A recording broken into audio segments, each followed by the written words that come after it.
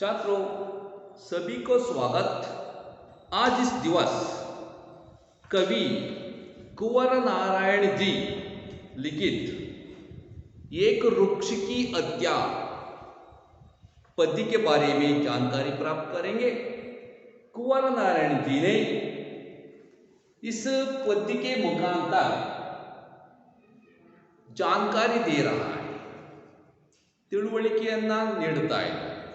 एक वृक्ष की हत्या, ಒಂದು ಮರದ हत्ये, इस विचार के बारे में, परिसर मालिन्यता के बारे में अपना विचार इसमें स्पष्ट रूप में व्यक्त कर रहा है, सभी को जानकारी दे रहा है। अपना देश को रक्षा करने का संदेश और पारिसरिक जंगल को बचाने का उद्देश्य इस पद्य के मुखांतर, जंगल को रक्षा करने का विचार इस पद्य के मुखांतर स्पष्ट रूप में ವ್ಯಕ್ತಪಡಿಸಿದ ನಾವು ಕಾಣ್ತೀವಿ।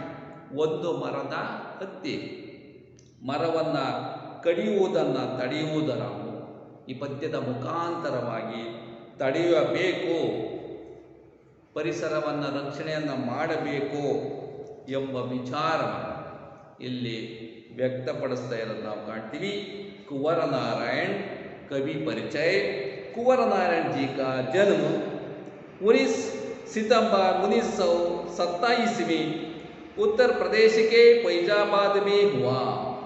कुंवर नारायण ಇವರ ಜನ್ಮ 19 ಸೆಪ್ಟೆಂಬರ್ 1927ರಲ್ಲಿ ಉತ್ತರ ಪ್ರದೇಶದ ಫೈಜಾಬಾದ್ ಎಂಬ ಒಂದು ಊರಿನಲ್ಲಿ ಇವರ ಜನ್ಮವಾಯಿತು। आपने लखनऊ विश्वविद्यालय से 1951 में अंग्रेजी में एमए की उपाधि प्राप्त की।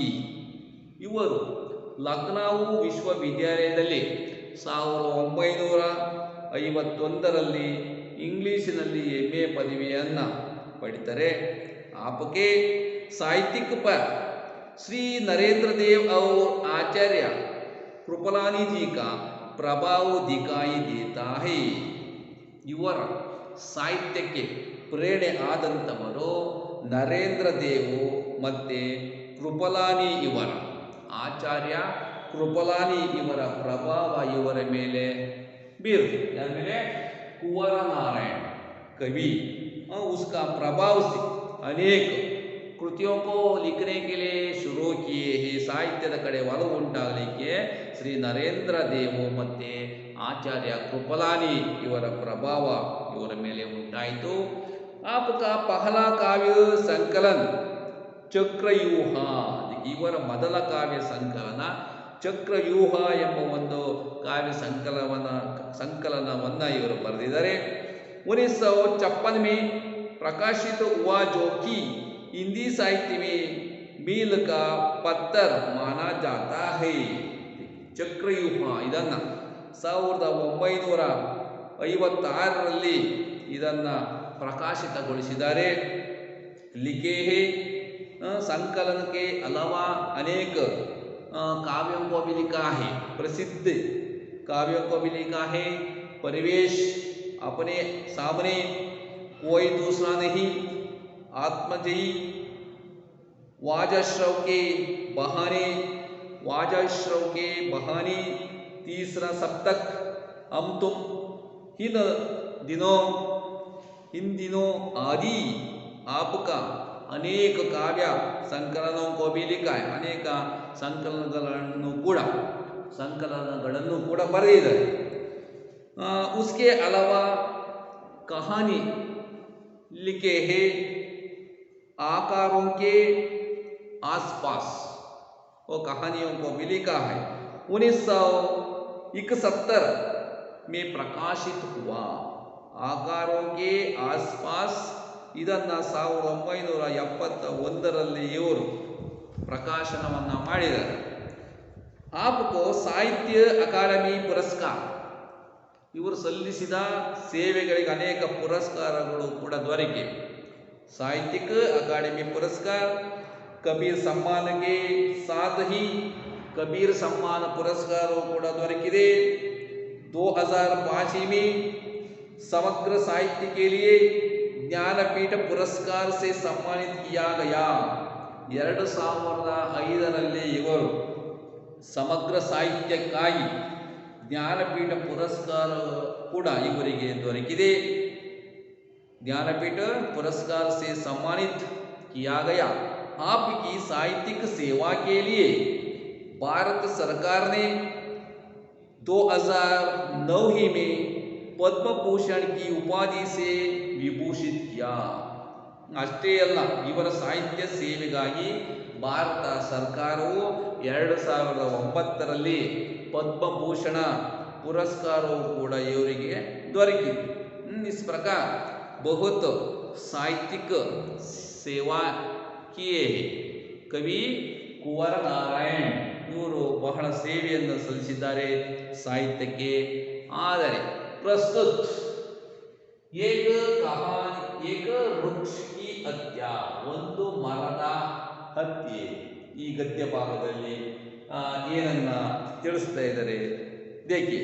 प्रस्तुत कविता एक वृक्ष की हत्या में कवि कुंवर नारायण ने वृक्षों के प्रति अपनी संवेदना जताई है. बचपन से ही कवि जिस वृक्ष को देखते थे, देखिए ಇವರ ಮನೆ ಮುಂದೆ ವೃಕ್ಷವನ್ನು ಉಳಿಸಬೇಕು ಎಂಬ ಉದ್ದೇಶ ಇರೋದು. ಇವರ ಮನೆ ಮುಂದೆ ಒಂದು ಮರ ಇದೆ. ಅದು ಯಾವಾಗಲೂ ಕೂಡ ಮರವನ್ನು ನೋಡ್ತಾ ಇದ್ರು. ಚಿಕ್ಕಂದಿನಿಂದಲೂ ಕೂಡ ಬಚ್ಪನ್ ಸೇ ಹಿ ಅಂದರೆ ಬಾಲ್ಯದಿಂದಲೂ ಕೂಡ ಆ ಮರವನ್ನು ಆ ವೃಕ್ಷವನ್ನು ನೋಡ್ತಾ ಇದ್ರು. ಮನೆ ಮುಂದೆನೇ ಒಂದು ಮರ ಇತ್ತು ಇವರ ಮನೆ ಮುಂದೆ. देखते थे उसके ना दिखने से उस वृक्ष की याद में खो जाते हैं. ಇವರು ಎಲ್ಲೋ ಹೊರಗೆ ಹೋದಂಥ ಸಂದರ್ಭದಲ್ಲಿ ಯಾರೋ ಆ ಮರವನ್ನ ಕಟ್ ಮಾಡ್ಕೊಂಡು ಹೋಗಿದ್ರು. ಆ ನೆನಪನ್ನ, ಆ ಮರ ಹೇಗೆ ಇತ್ತು, ಕೈಸಾತ ಕೈಸೆ ಇಂತಜಾರ್ ಕರ್ರಾತ ಕೈಸೆ ದಿಕ್ತಾ, ಯಾವ ಥರ ಅದು ಕಾಣಿಸ್ತಿತ್ತು ಎಂಬ ವಿಚಾರವನ್ನು ಇಲ್ಲಿ ಹೇಳಿದರು.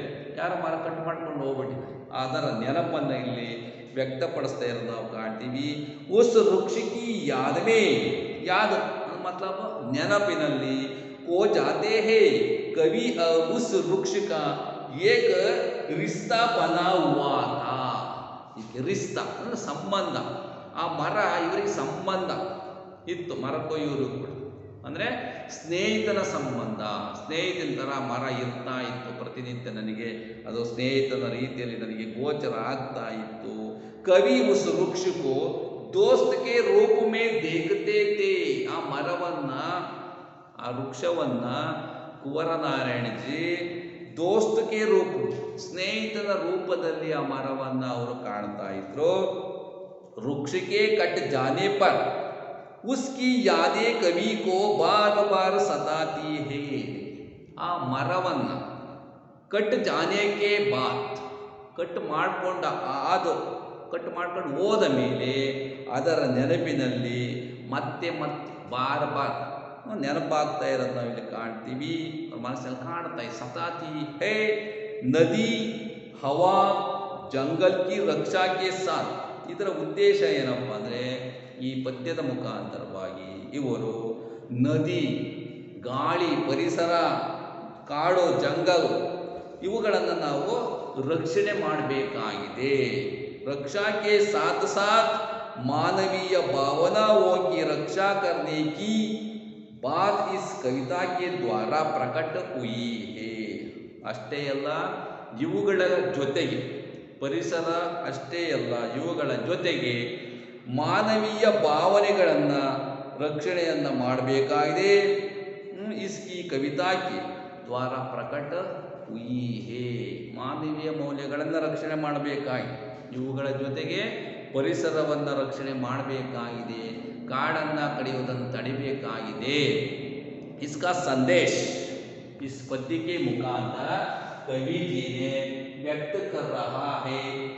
देखिए छात्रों, पद्य को अब की कर लौटा तो देखा वो नहीं था, वही बूढ़ा चौकीदार वृक्ष जो हमेशा मिलता था घर के दरवाजे पर तैनात, पुराने चमड़े का बना उसका शरीर, वही सख्त जान, जुरियोदार कुरदुरा तन, मैला कुचैला, राइफिल सी एक सूखी डाल, एक पगड़ी पून पत्तीदा, पाँवों में फटा पुराना जूता, चरम रात लेकिन अक्कड़ बल बोता, धूप में बारिश में गर्मी में सर्दी में हमेशा चौकन्न उसकी काकी वर्दी में, दूर से ही ललकारता कौन, मैं जवाब देता दोस्त,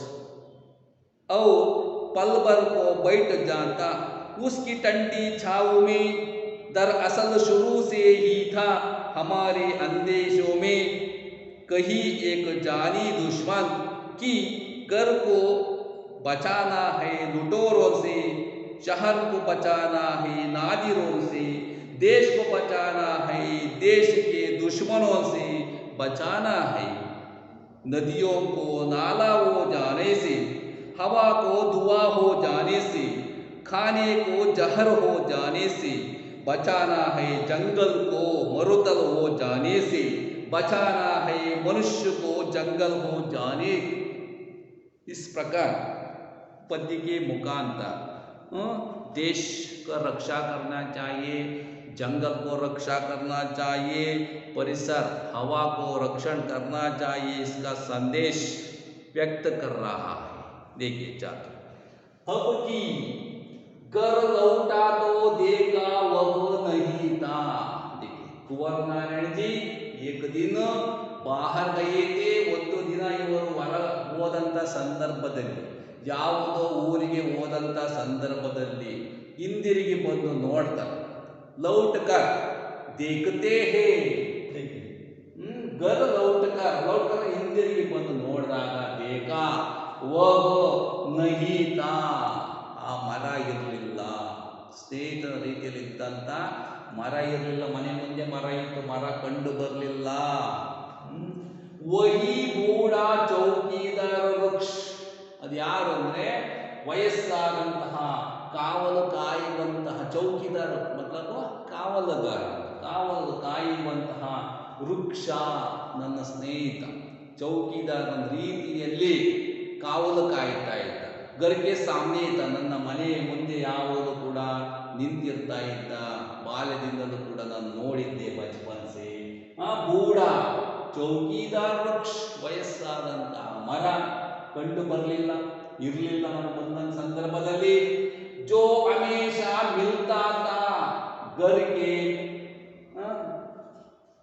ದರ್ವಾಜೆ ಪರ್ ತೈನಾತ್, ಹಮೇಶ ಅದು ಯಾವಾಗಲೂ ಕೂಡ ನಾನು ಕಂಡು ಬರ್ತಾ ಇದ್ದ, ಮನೆಯ ಮುಂದೆ ದರ್ವಾಜೆ ಪರ್ ತೈನಾತ್, ಸೈನಿಕನ ರೀತಿಯಲ್ಲಿ ನೇಮಕಗೊಂಡಂತಹ, ತೈನಾತ್ ಮತ್ತಲಬ್ ನಿಯುಕ್ತಿಗೊಂಡಂತಹ, ನೇಮಕಗೊಂಡಂತಹ ಕಾವಲುಗಾರನ ರೀತಿಯಲ್ಲಿ, ಸೈನಿಕನ ರೀತಿಯಲ್ಲಿ ಮನೆಯ ಮುಂದೆ ಕಾಯ್ತಾ ಇದ್ದಂತೆ ಕಂಡು ಬರ್ತಾ ಇತ್ತು. ಜೋ ಹಮೇಶ ಮಿಲ್ತಾ घर के दरवाजे पर तैनात पुराने चमड़े का बना। देखिए आ मरा पुराना चमड़ा, चमड़ा का मतलब चर्म, ಹಳೆಯ ಚರ್ಮವನ್ನು ಹೊಂದಿತ್ತು ಆ ಮರ. ಪುರಾಣ ಚಮಡೆ ಕಾ ಬನ ಉಸ್ಕಾ ಶರೀರ್, ಆ ಮರ ತೊಗಟೆಗಳು ಚರ್ಮಕ್ಕೆ ಹೋಲಿಕೆಯನ್ನು ಮಾಡಿದರೆ ಹಳೆಯದಾದಂಥ ಚರ್ಮವನ್ನು ಹೊಂದಿತ್ತು. ವಹಿ ಸಖತ್ ಝಾನ್, ಹಳೆ ಚರ್ಮ ಆದರೆ ಗಟ್ಟಿಯಾದಂತಹ ಚರ್ಮವನ್ನು ಅದು ಹೊಂದಿತ್ತು. ಕಠೋರವಾದ, ಸಖತ್ ಕಾ ಮತ್ಲಬ್ ಕಠೋರ, ಗಟ್ಟಿಯಾದ ಚರ್ಮವನ್ನು ಅದು ಹೊಂದಿತ್ತು.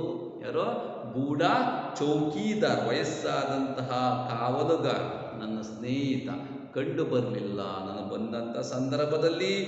ಜುರಿಯೋದಾರ ಕುರುದುರು ತನ ಮೈಲಾ ಕುಚೈಲಾ. ಜುರಿಯೋದಾರ್ ಕ ಮತ್ಲಬ್ ಸುಕ್ಕುಗಟ್ಟಿದಂತಹ ಅದರ ಶರೀರ, ಚರ್ಮವನ್ನು ಹೊಂದಿತ್ತು ಆ ಮರ. ಮರವನ್ನು ಕಟ್ ಮಾಡ್ಕೊಂಡು ಹೋದ ಸಂದರ್ಭದಲ್ಲಿ ಆ ಮರವನ್ನು ನೆನಪಿಸಿಕೊಂಡು ಹೇಳ್ತಾ ಇರೋನು, ಆ ಮರ ಹೆಂಗಿತ್ತು, ಓ ಪೇड़ कैसा था, ಓ ವೃಕ್ಷ कैसा था, उसके बारे में ಜುರಿಯೋದಾರೋ ಕುರುದುರ ತನ ಅಂದರೆ ಶರೀರ, ಸುಕ್ಕುಗಟ್ಟಿದಂತಹ ಅದರ ಶರೀರವಾಗಿತ್ತು. ಮೈಲ ಕುಚೈಲ ರೈಫಿಲ್ ಸಿ ಏಕು ಸೂಕಿ ಡಾಲ್, ಅದರಲ್ಲಿ ಡಾಲ್ ಡಾಲ್ ಮತ್ಲಬ್ ರೆಂಬೆ, ಅದರಲ್ಲಿ ಒಣಗಿದಂಥ ಒಂದು ರೆಂಬೆ, ಸೂಕಿ ಡಾಲ್, ಸೂಕಿಕ ಮತ್ಲಬ್ ಬಾಡಿದ ರೆಂಬೆ ಒಂದು ಬಂದೂಕಿನ ರೀತಿಯಲ್ಲಿ ಕಂಡು ಬರ್ತಾ ಇತ್ತು. ಬಂದೂಕಿನ ರೀತಿಯಲ್ಲಿ ಒಂದು ಒಣಗಿದ ರೆಂಬೆ ಇತ್ತು ಅದಕ್ಕೆ. ರೈಫಿಲ್ ಸಿ ಏಕ ಸೂಕಿ ಡಾಲ್ ಏಕ ಪಗಡಿ ಪೂಲ ಪತ್ತಿದಾರ್, ಆ ಮರದಲ್ಲಿ ಇದ್ದಂತಹ ಹೂವುಗಳು, ಪೂಲ್ ಪತ್ತಿ ಎಲೆಗಳು ಪೇಟದ ರೀತಿಯಲ್ಲಿ ಪಗಡಿಗೆ ತರಹ ದಿಕಾತಾತ ಕಂಡು ಬರ್ತಾ ಇತ್ತು. ಆ ಮರದಲ್ಲಿ ಹೂವುಗಳು ಇತ್ತು, ಎಲೆಗಳು ಪೇಟದ ರೀತಿಯಲ್ಲಿ, ಸೈನಿಕನ ಪೇಟದ ರೀತಿಯಲ್ಲಿ, ಕಾವಲುಗಾರನ ಪೇಟದ ರೀತಿಯಲ್ಲಿ ಕಾಣ್ತಾ ಇತ್ತು. ಒಣಗಿದ ರೆಂಬೆ ಪಿಸ್ತೂಲಿನ ಥರ, ಬಂದೂಕಿನ ಥರ ಕಾಣ್ತಾ ಇತ್ತು. ಪಾವೋಮಿ ಪಟಾಪುರಾನ ಜೂತ, ಪಾವೋಮಿ ಕಾಲುಗಳಿಗೆ ಪಟ ಕಿತ್ತು ಹೋದಂಥ ಹಳೆಯ ಜೋಡುಗಳನ್ನು ಹಾಕಿದಂತೆ ಕಾಣ್ತಾ ಇದೆ, ಅದರ ಬೇರುಗಳು. ಪಟಾಪುರಾನ ಜೂತ ಚರಮರಾತು ಲೆಕಿನು ಅಕ್ಕಡು ಬಲಭೂತ, ದಿಕ್ಕಿ ಜೂತ ಅಂದರೆ ಜೋಡುಗಳು, ಪಾದಕೆಗಳನ್ನು ಸ್ಲಿಪ್ಪರ್ ಹಾಕೊಂಡಂತೆ ಕಾಣ್ತಾ ಇತ್ತು. ಬಲವಾದಂತಹ ಬೇರುಗಳು. ಧೂಮು ಮೇ ಬಾರಿಶ್ ಮೇ ಗರ್ಮಿ ಮೇ ಸರ್ದಿ ಮೇ ಹಮೇಶ ಚೌಕನ್ನ ಅಪನಿ ಕಾಕಿ ವರ್ದಿ ಮೇ, ಧೂಪ ಮೇ ಬಿಸಿಲಿನಲ್ಲಿ, ಬಾರಿಶ್ ಅಂದರೆ ಮಳೆಗಾಲದಲ್ಲಿ, ಗರ್ಮಿ ಮೇ ಬೇಸಿಗೆ ಕಾಲದಲ್ಲಿ, ಸರ್ದಿ ಮೇ ಚಳಿಗಾಲದಲ್ಲಿ, ಯಾವಾಗಲೂ ಕೂಡ ಹಮೇಶ ಚೌಕನ್ನ ಅಪನಿ ಕಾಕಿ ವರ್ದಿ ಮೇ, ಯಾವಾಗಲೂ ಕೂಡ ನನ್ನ ಮನೆಯ ಮುಂದೆ घर के सामने ಕಡೆ ಕರ್ಕೆ ಇಂತಜಾರ್ ಕರ್ ರಹೇ ಥೇ, ಕಾವಲುಗಾರನ ರೀತಿಯಲ್ಲಿ ಅದು ಮರ ನನ್ನ ಸ್ನೇಹಿತ ಕಾಯ್ತಾ ಇದ್ದಂತೆ ನನಗೆ ಗೋಚರ ಆಗ್ತಾ ಇತ್ತು. ಅಪ್ಪನಿ ಕಾಕಿ ವರ್ದಿ ಮೇ ದೂರ ಸೇ ಹಿ ಲಲಕಾರತ ಕೌ, ದೂರದಿಂದ ಯಾರಾದರೂ ಕೂಡ ನಾನು ಕೇಳಿದರೆ ಕೌ ಯಾರು ಅಂತ ಕೇಳಿದರೆ ಮೈ ಜವಾಬ್ ದೇತಾ ದೋಸ್ತ್, ನಾನು ಅದಕ್ಕೆ ಉತ್ತರ ಕೊಡ್ತಾ ಇದ್ದೆ, ನನ್ನ ಸ್ನೇಹಿತ ಮರ ಅಂತ ನಾನು ಉತ್ತರ ಕೊಡ್ತೀನಿ. ಕೌನ್ ಹೇ ಯಾರು ಅಂತ ಕೇಳಿದರೆ ಮೇರಾ ದೋಸ್ತ್, ನನ್ನ ಸ್ನೇಹಿತ ಅಂತ ಹೇಳ್ತಾ ಇದ್ದೆ. ಆ ಥರ ಇತ್ತು ಮರ, ವೃಕ್ಷ. ಬಚಪನ್ ಸೇ ಮೈ ದೇಖಾತ, ಬಾಲ್ಯದಿಂದಲೂ ಕೂಡ ನಾನು ನೋಡಿದ್ದೆ.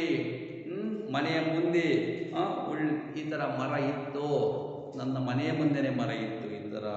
ಹೌ ಪಲ್ ಬರ್ಕೋ ಬೈಟ್ ಜಾತ, ಅಷ್ಟೇ ಅಲ್ಲ, ಸ್ವಲ್ಪ ಸಮಯ ಆ ಮರದ ಕೆಳಗಡೆ ನಾನು ಕುತ್ಕೊತಾ ಇದ್ದೆ, ಅದರ ನೆರಳಿನಲ್ಲಿ. ಪಲ್ ಬರ್ಕೋ ಬೈಟ್ ಜಾತ ಉಸ್ಕಿ ಟಂಡಿ ಛಾವು ಮೇ, ಛಾವು ಕ ಮತ್ಲಬ್ ನೆರಳು, ಛಾವು, ಆ ನೆರಳಿನಲ್ಲಿ, ಆ ಮರದ ನೆರಳಿನಲ್ಲಿ, ತಂಪಾದ ಟಂಡಿ, ತಂಪಾದ ಆ ನೆರಳಿನಲ್ಲಿ ನಾನು ಕೂರ್ತಾ ಇದ್ದೆ. ದರ್ ಅಸಲ್ ಶುರು ಸೇ ಹಿ ತಾ ಹಮಾರೆ ಅಂದೇಶೋ ಮೇ ದಿಕ್ಕೆ. ದರ್ ಅಸಲ್ ಕ ಮತ್ಲಬ್ ನಿಜವಾಗಿಯೂ ಕೂಡ ನಾನು ಪ್ರಾರಂಭದಲ್ಲಿ ಅಂದ್ಕೊಂಡಿದ್ದೆ. ಶುರುಸೆ ಹಮಾರೆ ಅಂದೇಶೋಮೆ, ಅಂದೇಶೋಮೆ ಅಂದರೆ ಅನುಮಾನ, ಅನುಮಾನ ಇತ್ತು ನನಗೆ ಮೊದಲಿಂದಲೂ ಕೂಡ. ಯಾರಾದರೂ ಈ ಮರವನ್ನು ಕಟ್ ಮಾಡ್ಕೊಂಡು ಹೋಗ್ಬೋದು ಅಂತ ಅನುಮಾನ ಇತ್ತು, ಸಂದೇಹ ಇತ್ತು. ಕಹಿ ಏಕ ಜಾನಿ ದುಶ್ಮನ್, ತಿಳಿದವನು, ಜಾನಿ ಅಂದರೆ ತಿಳಿದವನು, ಯಾರೋ ಒಬ್ಬ ಶತ್ರು, ದುಶ್ಮನ್ ಕಿ ಗರ್ಕು ಬಚಾರ ಹೈ ಲುಟೋರೋನ್ಸೆ, ಯಾರೋ ದುಶ್ಮನ್ ಮರವನ್ನು ಕಟ್ ಮಾಡ್ಕೊಂಡು ಹೋಗಿದ್ದಾರೆ ಅಂತ ನನಗೆ ತಿಳಿತು.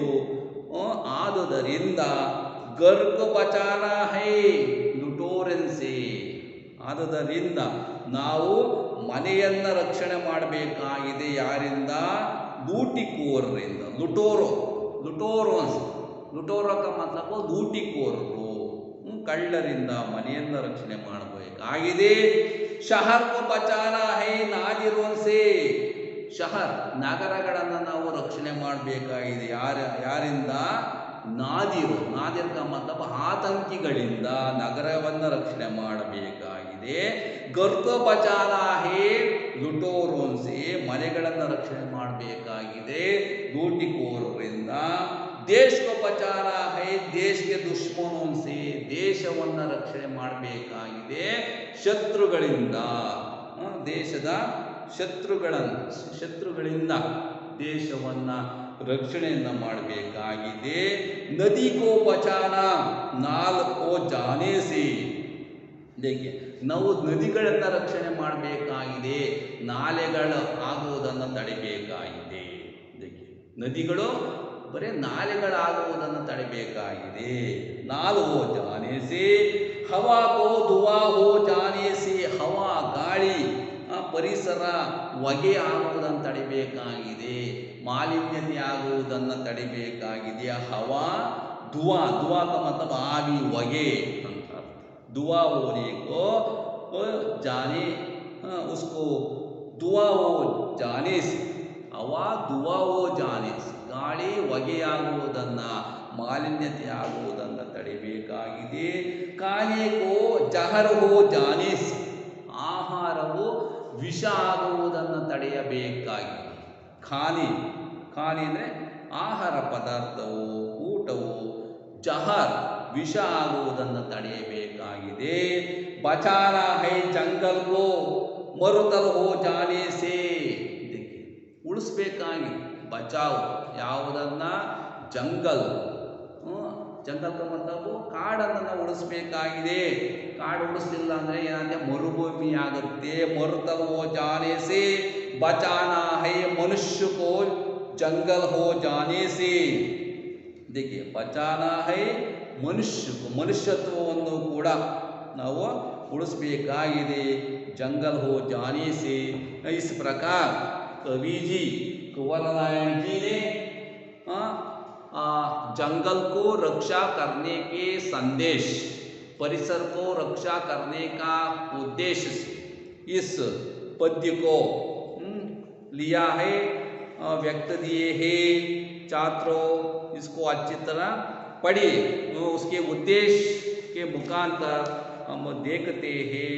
देखिए पेड़ के कट जाने से कवि ಸಂವೇದನಾಶೀಲ ಹೋಗೇ, ಮರವನ್ನು ಕಟ್ಟು ಮಾಡ್ಕೊಂಡು ಹೋಗಿದ್ದರಿಂದ ಅವರ ಮನಸ್ಸಿನಲ್ಲಿ ನೋವುಗಳು ಉಂಟಾಗಿ ಈ ಎಲ್ಲ ನೆನಪುಗಳು ಬಂದು ಉಸ್ಕಿ ಯಾದ್ ಮೇ ವಹ ಭಾವನಾಶೀಲ ಹೋ ಗಯೇ ಹೇ, ವಹ ಕಹ ರಹೇ ಹೈ ಶುರು ಸೇ ಹಿ ಮುझे डरता कि कोई दुश्मन इस पेड़ को ಕಾಟ್ ನಾದೆ.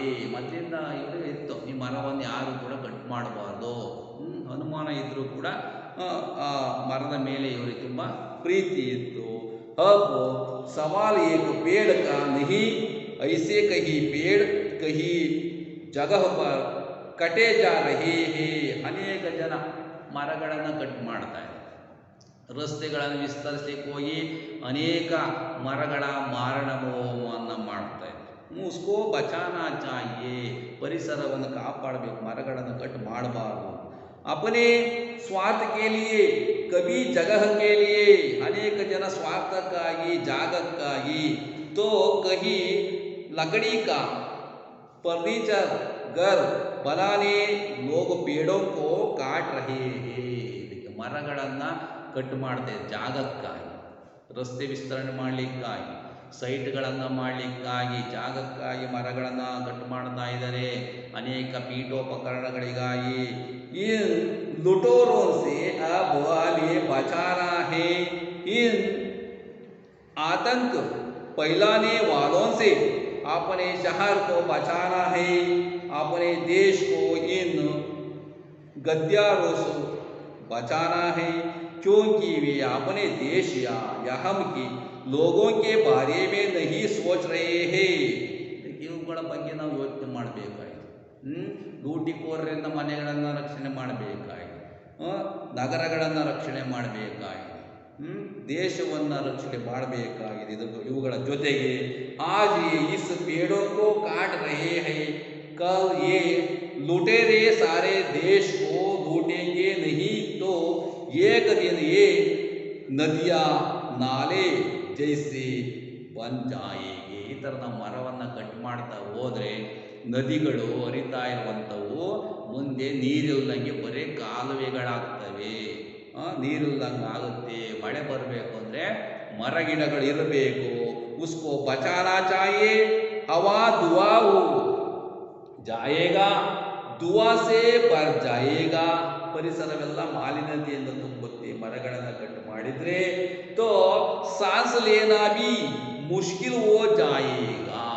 ಮುಂದೆ ಉಸಿರಾಟಕ್ಕೆ ತೊಂದರೆ ಆಗುತ್ತೆ. ಅನೇಕ ರೋಗ ರುಜಿನಗಳು ಬರ್ತವೆ. ಶ್ವಾಸಕೋಶದ ಕಾಯಿಲೆಗಳು ಕೂಡ ಬರ್ತವೆ. ಇಸ್ಲಿಯೇ ರಕ್ಷಾ ಕರ್ನಾ ಚಾಹಿಯೇ. ಮುಷ್ಕಿಲ್ ಹೋ ಜಾಯೇಗಾ, ಕಷ್ಟ ಆಗುತ್ತೆ ಅಂತ. ಮುಷ್ಕಿಲ್ ಹೋ ಜಾಯೇಗಾ. ಪೇड़ नहीं रहेंगे, ಬಾರಿಶ್ ನಾ ಹೋಗಿ. ಮರಗಳಿಲ್ಲ ಅಂದರೆ ಮಳೆಯೂ ಕೂಡ ಇಲ್ಲ, ಮಳೆ ಬರೋದಿಲ್ಲ. ಹವಾ ಗಂದಿ ಹೋ ಜಾಯೇಗಿ ತೋ ಕಾನಾ ಬಿ ಜಹರ್ ಹೋ ಜಾಯೇಗಾ. ಗಾಳಿಯೂ ಕೂಡ ದುವಾ ಆಗುತ್ತೆ, ಅಂದರೆ ಹೊಗೆಯಿಂದ ತುಂಬುತ್ತೆ, ಮಾಲಿನ್ಯತೆ ಆಗುತ್ತೆ. ಆಹಾರವೂ ಕೂಡ ವಿಷ ಆಗುತ್ತೆ. ಜಂಗಲ್ ಕಟ್ ಜಾಯೇಗಿ ಹೋ ಮರುಥಲ್ ಬನ್ ಜಾಯೇಗಾ. ಅವನಿಗೆ ಇದೇ ಥರ ಮರ ಕಡಿತಾ ಹೋದರೆ ಮರುಭೂಮಿ ಆಗುತ್ತೆ. ಪ್ರದೇಶ ಕಾಡಿದ್ದು ಮರುಭೂಮಿ ಆಗುತ್ತೆ. ಇಸ್ಕೆ ಪಹಲೆ ಕಿ ಯಹ ಹಾಲ್ बनाएंगे, हमें बचाना है इस देश को, नहीं तो एक दिन यह सिर्फ मनुष्यों का जंगल बन जाएगा और सभी मनुष्य जानवर जैसे व्यवहार करने लगेंगे. ಈ ಥರ ಕಡಿತಾ ಹೋದರೆ ಮರುಭೂಮಿ ಆಗುತ್ತೆ. ಮನುಷ್ಯತ್ವವನ್ನು ನಾವು ಇಟ್ಕೊಬೇಕಾಗುತ್ತೆ. ಮನುಷ್ಯತ್ವದಿಂದ ನಾವು ನಡ್ಕೊಬೇಕಾಗತ್ತೆ ಎಂಬ ವಿಚಾರವನ್ನು कवि इस पद्य के मुखांतर व्यक्त दिए हैं. एक शब्द या वाक्यांश से उत्तर लिखिए. छात्रों, कवि ने बूढ़ा चौकीदार किसे कहा है? कवि ಇದರಲ್ಲಿ ವಯಸ್ಸಾದಂಥ ಕಾವಲುಗಾರ ಅಂತ ಯಾರನ್ನ ಇಲ್ಲಿ ಕರೆದಿದ್ದಾರೆ ಅಂದರೆ ವೃಕ್ಷಕೋ, ಮರವನ್ನ ಇಲ್ಲಿ ಕರೆದಿರೋದು ನಾವು ಕಾಣ್ತೀವಿ. ವೃಕ್ಷ ಚೌಕಿದಾರ್ ಅಂದರೆ ಕಾವಲುಗಾರ ಅಂತ ಯಾರನ್ನು ಕರೆದರೆ ಮರವನ್ನ ವೃಕ್ಷಕೋ. दूसरा सवाल, वृक्ष का शरीर किससे बना है? ಆ ಮರದ ಶರೀರ ಯಾವ ಥರ ಇತ್ತು?